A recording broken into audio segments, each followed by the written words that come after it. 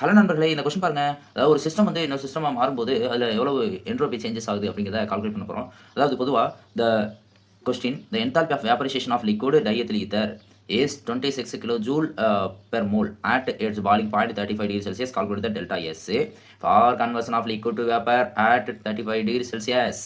Okay. இது formula வந்து delta S is equal to delta H divided by T. இப்போ இதே ஃபார்முலா வேப்பரைசேஷனு, சப்லிமேஷனு இது எல்லாத்துக்குமே வரும். ஓகே. ஸோ இப்போ இங்கே டெல்டா எஸ் ஆஃப் வேப்பரைசேஷனு அப்போ டெல்டா எஸ் ஆஃப் வி, அதே மாதிரி இங்கேயும் வி, அதே மாதிரி இங்கே என்னது இருந்துச்சா பாலிங் பாயிண்ட்டு. Okay okay. இப்போ இந்த இடத்துல டெல்டா ஹச் என்னது, டெல்டா ஹச் என்ன கொடுத்துருக்காங்க, that's 26 kilo joule per mole கொடுத்துட்டாங்க. அப்போ delta H is equal to 26 kilo அப்படிங்கிறனால நம்ம இங்கே that's 10⁻³ kilo joule per mole. Okay. So similarly temperature என்ன கொடுத்துருக்காங்க, 35 டிகிரி செல்சியஸ். இப்போ டிகிரி செல்சியஸ் வந்துட்டாலே அதை என்னவா மாற்றணும், கெல்வினா மாற்றணும். அப்போ இந்த temperature is equal to 35 plus 273. Okay, இதை அப்படியே ஆட் பண்ணிக்க வேண்டியதான். அப்போ என்ன பண்ணிருக்கோம், 8 10க்கு 0 மீதி 1 2 1 3 308 kelvin as a temperature. Okay, நமக்கு கிடச்சிருச்சு. அப்படியே சப்ஸ்டிட் பண்ணுங்க.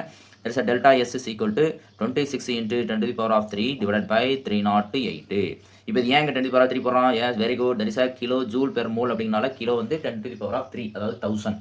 ஓகே, இப்போ இதை அப்படியே கேன்சல் பண்ணிங்கன்னா, இதை அப்படியே கேன்சல் பண்ணுங்கள், சால்வ் பண்ணிங்கன்னா we can get answer that is plus 84.4 joule kelvin inverse 1 mole inverse 1. ஏன் இங்கே கெல்வின் இன்வர்ஸ் 1 சொல்கிறோம், டெம்பரேச்சர் டினாமினேட்டரில் இருக்குது, அதை அப்படியே மேலே கொண்டு போனோம்னா தட் இஸ் கே இன்வர்ஸ் 1 அப்படின்னு வந்துடும். That is answer. இது எங்கே இருக்குன்னு பாருங்கள். Okay, A option is correct. Thank you very much.